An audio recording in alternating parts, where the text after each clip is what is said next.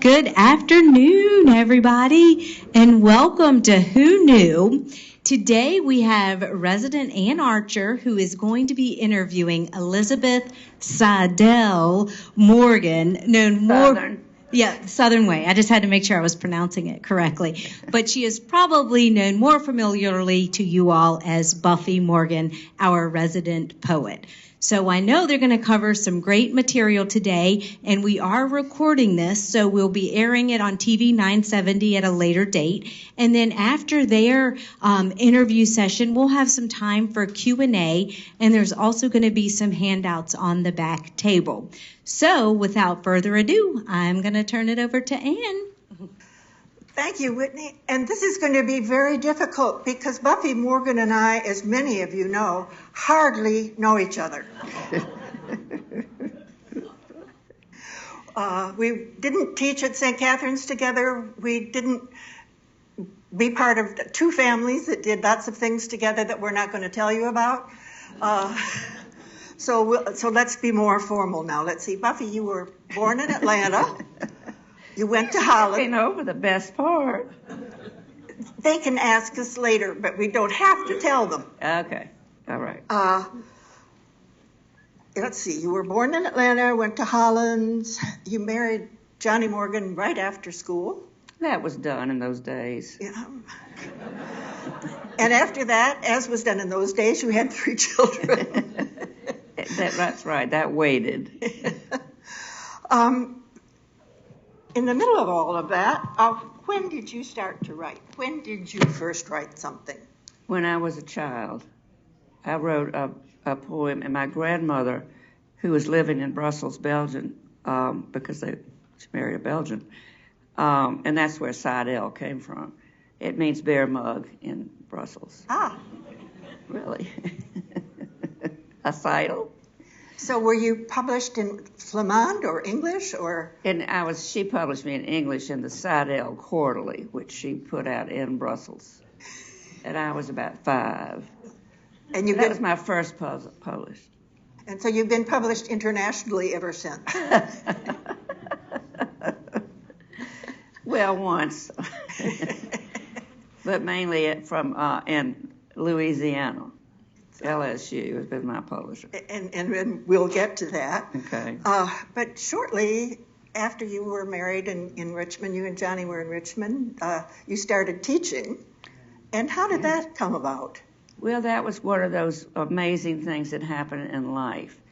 I knew I was marrying and moving to Richmond, Virginia, and I wanted to be a teacher. That's all I knew how to do. I'd just gotten out of college. So I was just going to teach what I'd learned in my head. Well, naturally, I applied to collegiate, St. Catherine's, St. Christopher's, somewhere in Ashland. It's maybe a couple more high schools, and I was turned down by all of them because I didn't have a education course. That's people are nodding. You couldn't get a job teaching. You mean you got through college without taking education?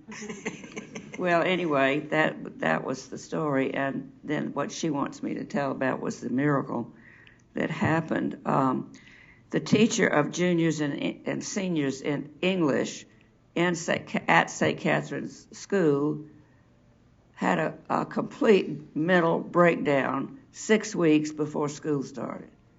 The only person available was me. And Susanna Turner called me up and said, "Could you teach the juniors and seniors in 6 weeks?" I said, "Yes."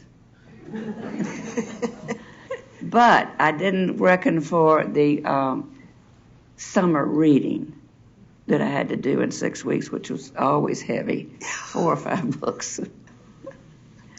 That was fun. And what I remember, a story that you tell of those days, is that your students at St. Catherine's called you Mrs. Morgan, but Johnny was Johnny. Hi, Johnny. Yes, that's true. He was real cute. But then you went on, as somebody mentioned to you, that you've taught everywhere from a woman's prison to Washington and Lee University. Well, that's the 2 ends. That would be the women's prison and the well-known university at the top. But that's true. Yeah.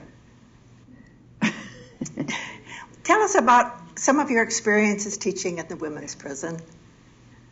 Well, it's interesting. I had a guard with a gun at the door of my little classroom. I was paid by, who was I paid for?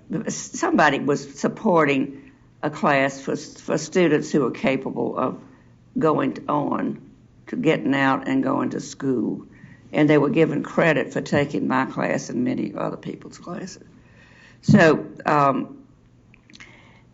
I think I told Ann, and that's what she wants me to tell you, is probably that nearly all of the things that they wrote were about how they were innocent. They were innocent. Their husbands had done it, whatever it was. It was sad, but it was also, they were having so much fun that made me happy. They loved to come to class, and we laughed a lot. But so that is what they wrote about. So you've taught at William and Lee. You were poet in residence. Washington and Lee. And you taught, you were poet in residence at Holland. Yeah. And somewhere in your career, you won the governor's prize for playwriting. Yes, I did. That was something I did on the side. There was a prize. It still might be in Charlottesville. They have the film festival in Charlottesville. They did then. I don't know. I think they hope they do. They do. Okay. Well, you were invited to enter a screenplay, and I did enter mine, and I won it. And I believe that who did we think the governor might have been then? We thought it might have been Wilder. Wilder, yeah. So somewhere I have this certificate signed by the governor. It was the governor's prize. Anyway, I thought I was going right to Hollywood, and that did not work at all. Not at all. Speaking of looking for stuff, what's all this? This is what I brought to put on the table, but you suggested that you were putting the poems that you're going to let people take with them. Her idea was you couldn't have copies of the poems that I'm reading because you'd be reading them while I was reading them. So she really knows what she's doing. So you'll be able to get those poems later. And then she said, what about? I told her that I had this very famous autograph book. I got a Scotch tape this back on Betty Friedan's the Feminine Mystique autographed. And it says... Notice the cover came off. Well, I'll put it back. For Buffy, evolve, enjoy, Betty Friedan. This book, the second chapter is the happy housewife heroine. I mean, it's worth looking at again because she has got it nailed down, and it was hugely influencing on us ladies. And unfortunately for the husbands and men. And what are these other things down here? Those are autographed books. And you had told me that I should bring some of them. Here's Tom Wolfe, our local boy, The Right Stuff. And there's his fancy handwriting for Buffy. So that's wonderful and precious. Then I have this one about this strange person. I don't know it well. The Girl Who Was No Kin to the Marshalls by Anne Freeman. What? Oh, she did. Excuse me, I'll read that. Anne, are you contagious? Sorry. This is the girl who is kin to no kin to the Marshalls and other stories for Elizabeth Seidel Morgan, my companion in literary escapades for the past 60 years. How about that? So let's continue to talk about your writing. Yes. And from the Seidel Quarterly in Belgium, you've been... Seidel. It's a good thing we've been friends for a long time. 60 years. You've been published in periodicals and magazines again and again. Would you tell us the story of how you happened to have your first book published by Louisiana Press? LSU. Yeah. Yes, I will. I was invited to Christopher Newport College to read some poems. They had people reading mystery stories, Air Force stories. I mean, there was just a wide variety of genres, and I was the one reading poetry. So I had no idea what Christopher Newport was, but I found it, and I was getting. I met this woman, and I knew who she was. She was Beverly Jarrett, poetry editor of LSU Press. And I knew who she was, but she didn't know what me. We didn't know each other as friends or anything. So I chatted her up knowingly, but she always was really fun. So she got up and read about being the editor, the poetry editor of a magazine in the United States. And she said, I have over 200 manuscripts on my desk that I have not read yet. So she told the whole audience that. So that was a good, that was really discouraging, but and then she said, I've got to leave, get an airplane, so I'll say goodbye now. So I went up to my podium. It was time for me to go. I was being introduced. I went up to the podium. And I saw her going out the door, which was further away than that back door there. And she was going out the door, and she heard me reading. And she turned and yelled again, all the way across the audience, I'll take your book. Isn't that? And she did. That is just such. And how many more of your books did she take? 5 altogether? Yeah. So that was fun. Happy. Maybe. Buffy, tell us a little bit about writing poetry. What inspires you? How do you get your ideas? Where do they come from? Tell us about writing poetry. Your writing poetry. Well, mine is just like everyone else's. You see something that makes it impresses you the way it looks, or smells, or tastes, or whatever, and that gives you an idea, and you write down a line or thoughts or something like that. I have that now on my notes in my iPhone. What I'm saying, I go to notes and just say skunk or something to remind me of something. So that's where it does. Can I read one that has an epigraph that I was going to read anyway? Why not? I'm throwing her off schedule. But would you and then tell us how it came about and Yeah. Yeah. All right, this is a poem I was going to read anyway, but she's going to kill me. Anyway, the name of it is Family Life, and there'll be a copy of that when you leave. Family Life has an epigraph, which is a quote at the top of it. And that's where I got the idea, as you will see. Because it says $500 for a single poem with the theme of family bliss and failure. Contest announced in Poets and Writers magazine, June 1996. That is a fact. I read Poets and Writers magazine all the time. And I thought, what? For a single poem with the theme of, quote, family bliss and failure, unquote. All right, ready? This.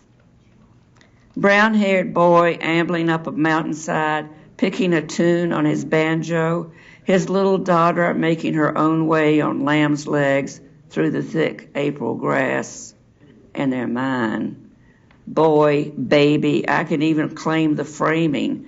Air, sun, bluegrass tune, scent of pear tree barely blooming, those pale green poplars mending winter ridges. This railing I'm leaning on, this woven moment, holding time around me like a nest. Bliss. $500 is not enough for me to tell the rest. Well, can you believe that they had that of family bliss and failure? But I knew what they meant. But anyway, that's an epigraph, and that's what gave me the idea to write it, of course. And that poem has what so many of your poems have, which is a last line that just leaves you. Now, I heard a lot of you laughing. I don't laugh. I just say, because it's such. They're not always funny. But there are unusual endings or hard endings. Do you always know the ending before you start? No. Or do you always know the ending when you get to the end of the poem? Yes. Or do you come up with it maybe a day or two later? Sometimes. Because I know you revise. I do revise constantly. Yeah. I mean, a lot. I used to.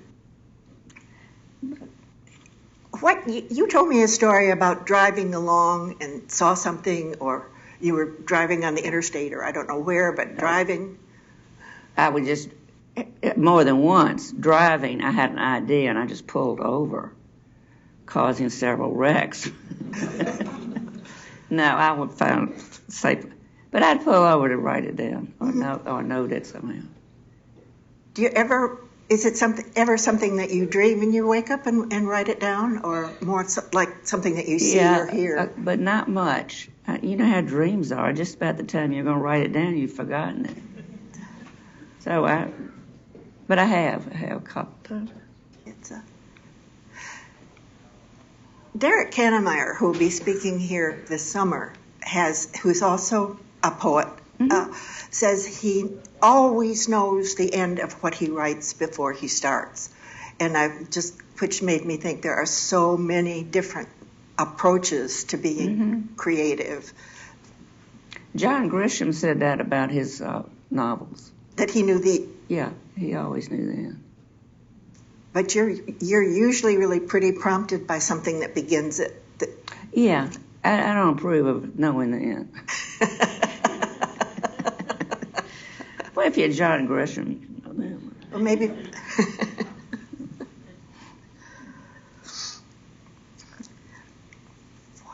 Why don't you read and tell us about the other poem, which I only ask that because it's one of my very favorites. And tell us where that came from and Okay. The other poem I'm going to read is the very first poem in my whole career. And this book was not called Parties when I wrote The Party Before the Party. But then I'll just turn real quickly to a very short one that's in the middle of the book called The Party. Okay. The Party Before the Party. Now, I would suggest to you that you just try to picture, smell, you try to use your imagery, imagination, which are two words that came from the same place. The Party Before the Party. Late sun changed the bottles to stained glass colors on the white tablecloth that covered the bar. Little girls in pinafores played tag and touch under old locusts and Japanese maples. They fluttered like the pattern of shadows the breeze and the star leaves made on the lawn. Laughter was light. Light was light. At the party before the party. We were lovely as children, lingering maturely, but itchy as children, hardly bearing to stand so still, ready to run and hide and seek. I was a grown-up, wearing a sundress that left my back bare. You came up beside me and lightly, but with your whole hand, touched me there. And that's the first poem. Speaking of endings, speaking of last lines.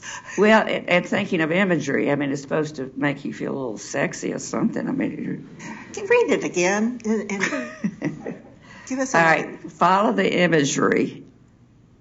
Is that what you want to do? Yeah. Okay. The Party Before the Party. Late sun changed the bottles to stained glass colors on the white tablecloth that covered the bar. Little girls in pinafores played tag and touch under old locusts and Japanese maples.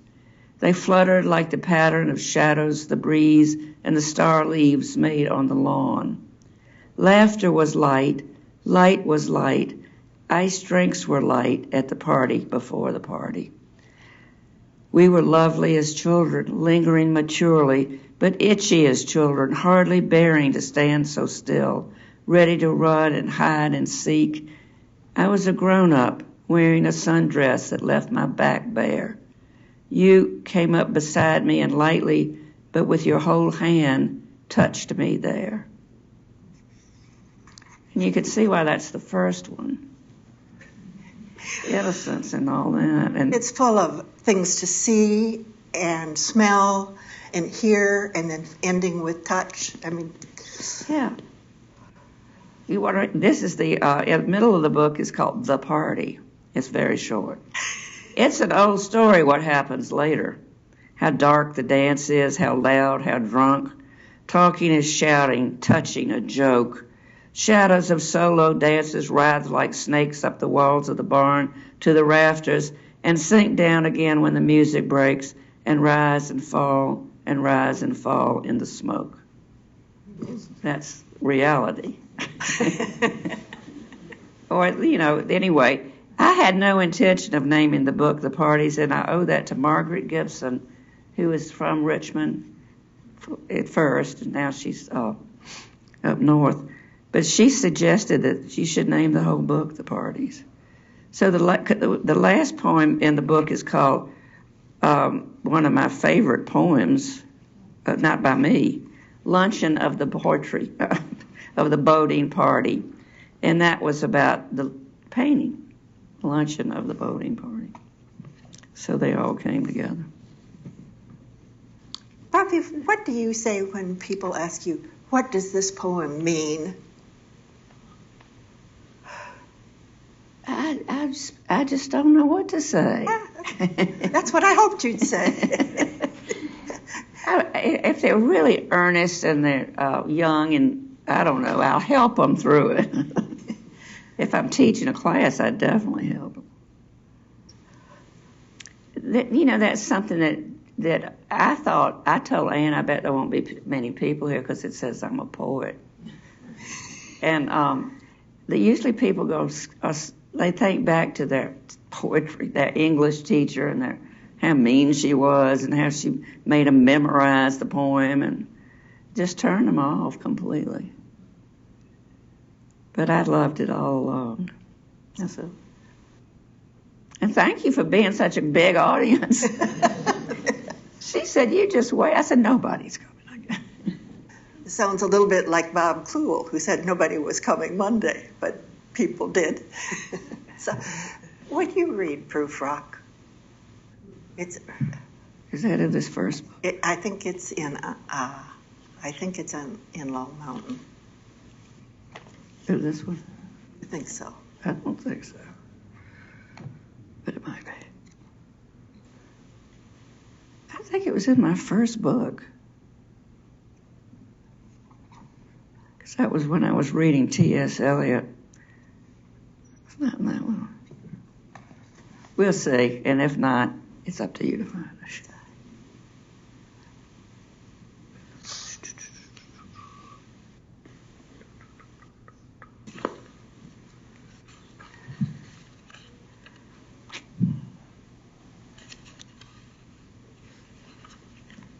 It's not in Parties. It's in one of these, because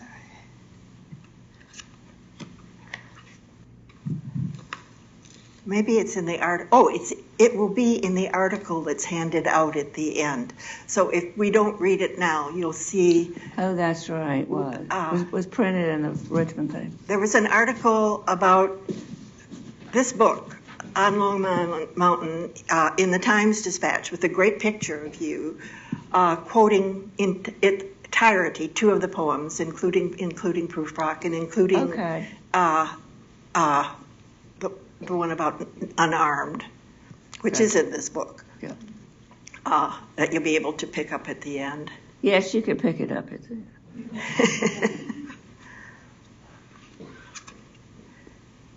Yes, I was, of course, at that time I was I'm studying Eliot in my literature classes. Here is Unarmed, in case they'd like to hear it ahead of picking it up. Okay, thank you. Unarmed. Get a gun was what was, this is very appropriate today. Unarmed. Get a gun was what was offered as advice by all but the closest friend, who said you'd shoot yourself out of stupidity or sadness. In the Blue Ridge mountain cabin loft, lying awake alone, I stare at the timbered ceiling, and because I believed her, fight fair unarmed. For a long time, the bear scratched her nails on the window pane, muffled her thumps at the door, shifted her shape under barn light. So too the hiker, crazed for the food of my flesh, swings my rust-hinged gait, scrapes his knife against the tin roof, strangles soft things into tiny shrieks, while the snake, the copperhead, slides along the rafter, dangles over my head in my fitful sleep, eases back into shadow when I jerk awake and reach for the gun that I never got, so much more afraid of stupidity, of sadness. I think Anne Freeman was the person who warned me that if I had a gun, I'd shoot myself out of stupidity. Okay, that was it. That's my copy. All right. Well, Buffy, you're still writing. Mm-hmm. I hope all of you saw the poem that Buffy wrote that was in the Tales, maybe 2 or 3 copies ago, about crossing a bridge. Crossing the Rappahannock. Did you see it? If not, you can go back and get it go back online and get it, because Tales from several times back are still available. And yesterday you had something in this thing that you don't have anymore. It was a watercolor. Well, I had picked it up from Sarah Abernathy and was taking it home. To prove that Buffy is not only a playwright. Well, I love taking the classes here with her and others. And you've had some watercolors and exhibitions in the halls. That's right. That's because it was that residents could get one in there immediately.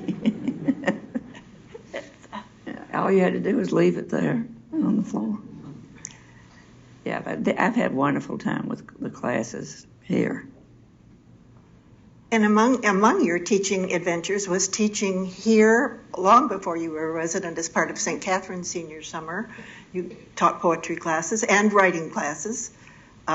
Not only did she start Who Knew and invented the whole thing, but she had the idea that in the summer, having taught at St. Catherine's, Anne Archer knew that we didn't have anything to do in the summer. A lot of people who really needed more money got jobs in the summer. But she thought whether she could call on some people to teach classes here. So I did. And so did many people. So did many of the faculty members. Many of the faculty loved coming out here. Including Lee Perkins, who now lives here. Lee Perkins taught Latin. Well, looking around at this house, I bet there are people who might have questions to ask Buffy, and we've got time, so please feel free. Hi, yes. And Whitney's going to be coming around with a mic so that everybody can hear the questions. This lady doesn't need a mic. Buffy, when you're writing, do you have a specific time? You say, I'm going to start a new book, or I'm going to write a poem today, or is it all sort of piecemeal and as it happens? It's the latter, definitely. So that you just collect your thoughts and if I really get into one, that's when I start revising it. But I don't have a time. Some people do. I can't. Well, poetry doesn't sound like something you would sit down and apply yourself to. I'm going to write a poem about this. but You're maybe right. you do. You're right. No, for me, you're right. It just happens, right? Yeah. And the only time I've written it on purpose was when I went to the Virginia Center for the Creative Arts, VCCA, that you can get a fellowship or whatever to go to. And you just do nothing but what you want to do. The composers there, sculptors. It's just a wonderful place. And then everybody gets together at supper and chit-chats about all they've done or not done. A lot of times people say, I didn't do a thing all day. Or I did, I had to tear it up. I had to tear it up. Right. So that was one place I did it. Any other questions? Jane has one.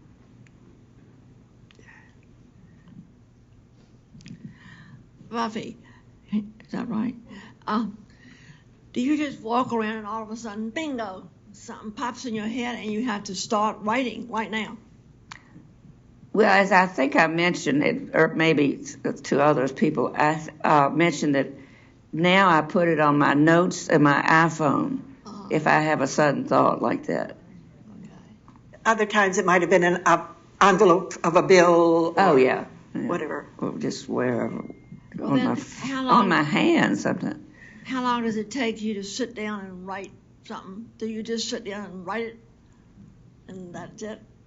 Or do you? I'm trying. There are a lot of different answers. You know, sometimes I sit right down. Sometimes I can't put it off for days. And anyway, it's just never know. Okay. But that's why I put something that remind me that I had this idea.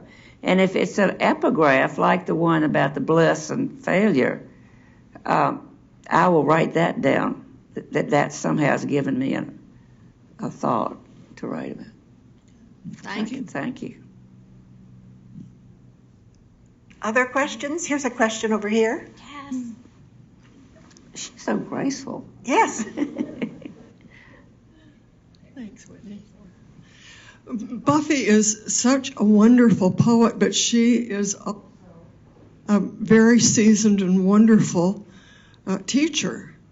And summer is coming, so I think we need another class again. And I would be there if that happens. Okay. So, but you were in my other one, weren't you? Pardon? Yes. Yes. You were in my the first one I did. Yeah. Yes, Last yes.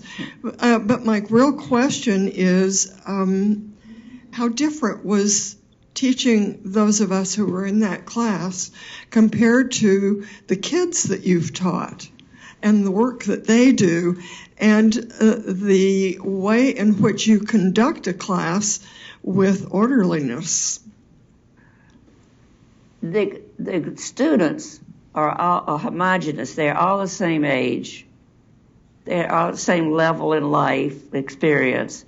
They are much easier to teach than you ladies and gentlemen who are coming from everywhere in your minds. So that was pretty hard to get off everybody together. Some people who took my class really needed to have some instruction and just basics. Mm-hmm.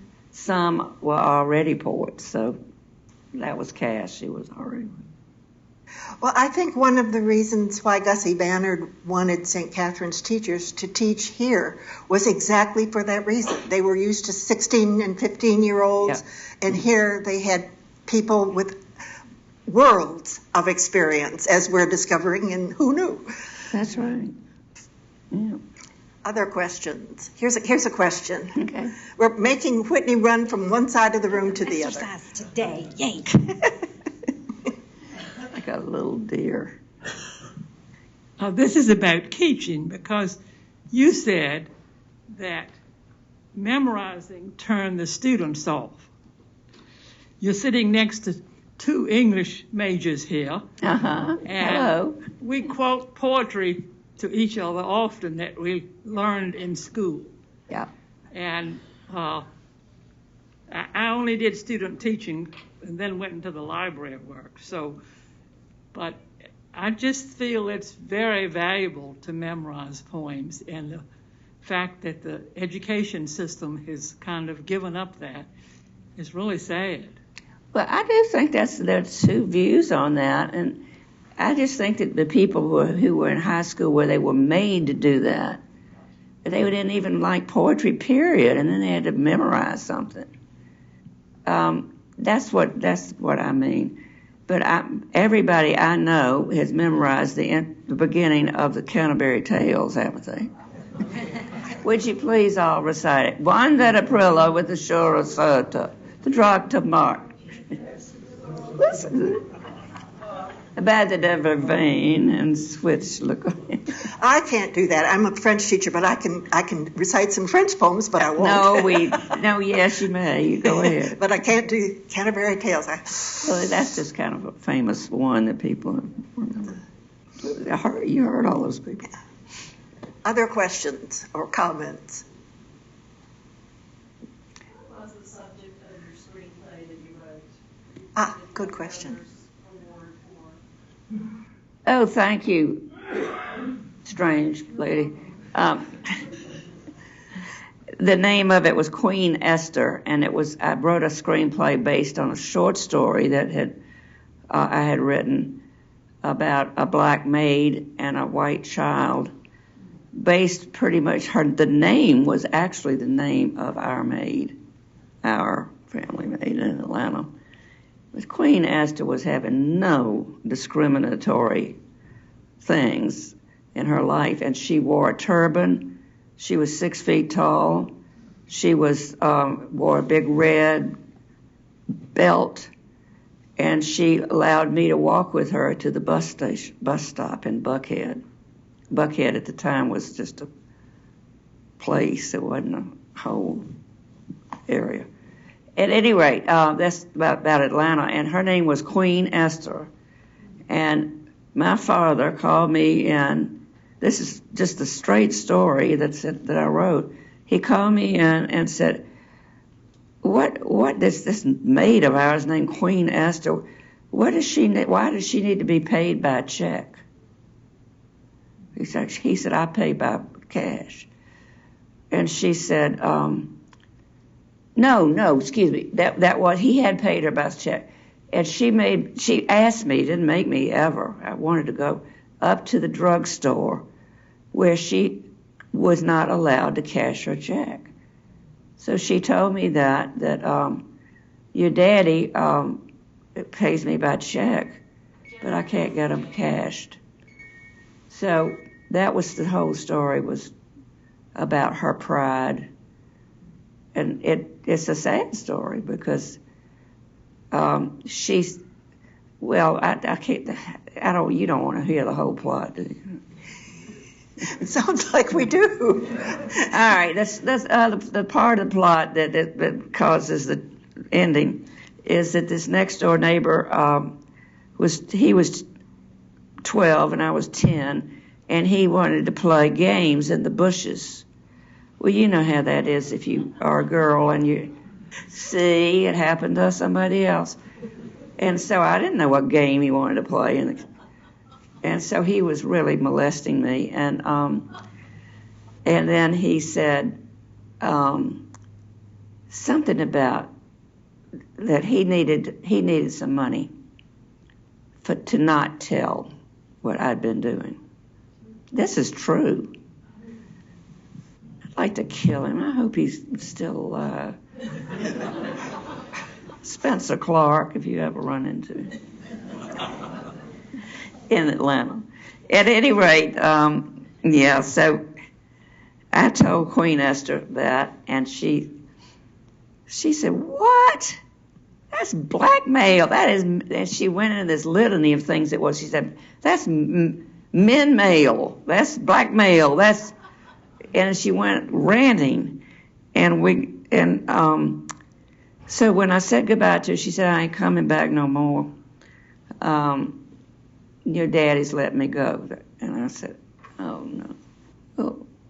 And she said, "Now listen, you tell that boy that you're a good girl and that you're not taking any more of that again. You're a good girl." So the end of my story is I went back home, so sad, just waved goodbye to her, and I walked back home.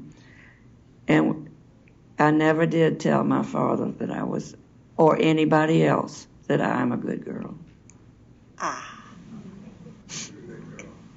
Well, I knew it, and eventually, but I didn't know it then at 10. And that was what you made the play out of. Yeah. And it won. And so we were saying that was probably, at the time, we thought it was probably Wilder, so it was probably at that point when you wrote the play. The Governors.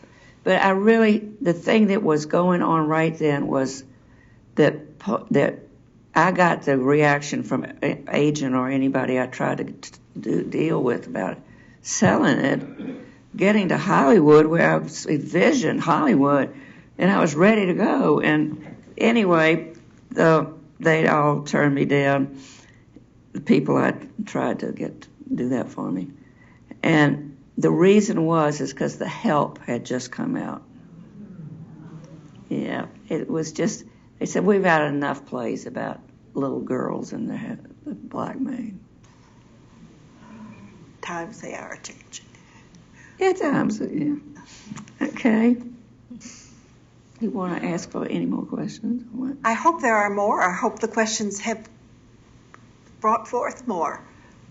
Now is your chance. No, now's not really your chance, because you'll see Buffy in the hall and in the dining rooms and so forth. But any more questions right now? Good. Well, I know you've covered a lot, and I'm sure more questions are brewed. Oh, wait, one brewed. Hold on. Brewed. We have 5 of her books in the library, and they're out by the table. If anybody's interested in reading more of her poetry. Yes, and I love libraries. Yeah, we have a good one. Wonderful little sales pitch there. Thank you. We certainly appreciate you sharing your stories with us today and kind of forever with all of your publications. We do have some printouts on the back table. One is rather large. It was kind of hard to photocopy the RTD article on small print, but it is back there for your taking. Both are front and back. So please enjoy those. And I'd like to give another round of applause to Buffy and Anne. Thank you. Thank you, Anne. I would also like to announce that during the summer, during June, July, and August, we'll have speakers here who are creative like Buffy, poets, actors, photographers, copper workers who will come it'll be on various Friday afternoons, will come and talk very much on the theme that Buffy has just been talking about, creating people who created from birth in different ways and then can't stop creating. And along that line, I'm going to ask you to read Prufrock is in here and de Kooning. They're both in here if we've got time. Have you got time? Yeah. In your book, I didn't know it was on long, man. Page 34. Okay. We're game for this, right? We've got time? A few more minutes? Okay, it's very short. 34. Oh, yes, it's toward the end. 34. Okay. Can't you hear me singing Alfred Prufrock? ? Is the title. I watched you today in my mind's eye walk down the stairs, your rumpled pants rolled at the ankle, your bald spot round as a target. You're going, and what's more, dying, or going to die. Wait, I yelled, I'm going too. You stopped, pop-eyed as a lobster. Do I understand just what you mean? Of course, I said, and in an instant, we were sitting in the orchard on Long Mountain, laughing, dying laughing, and eating peaches, touching each other with warm, sticky fingers. Oh, that just makes me cry. Of course, you all know that he says, do you dare to eat a peach? In the poem. I'm going to ask for just one more on page 28, and then we'll let you go. They're going to be really One ready of my to go. problems preparing for this was rereading all Buffy's poems, as you can see. Willem. Yes. All right. This is a news article. This is in quotes. This was the title in the newspaper, probably the art section of the New York Times. Wilhelm de Kooning declared incompetent. Now that was a definitely quote out of the paper. And I put news item August 1989. And I knew how to pronounce his name because he lived really near a friend of mine in Long Island. And I knew where he lived. I didn't know him. But he was declared incompetent, his everything taken away from him, fights over what children, all that. Anyway, here's my poem. Experts sent to inspect him assert, you will notice, let me just tell you to notice, the same rhythm in the sentence, Wilhelm de Kooning declared incompetent, is the same verse I've used. Experts sent to inspect him assert he can't tell the difference between 1 and 1,000,000. But de Kooning continues to paint every day. Quote. In conversation, he roamed from the subject of money. It's all potatoes, Wilhelm de Kooning declared, incompetent. He looks out at the level potato field, at the straight line it makes with the Long Island sky, and the line that it doesn't make with the sky, the line of his mind that he makes as de Kooning continues to paint every day. And let us all continue to do what we're doing every day, inspired by Buffy's poem.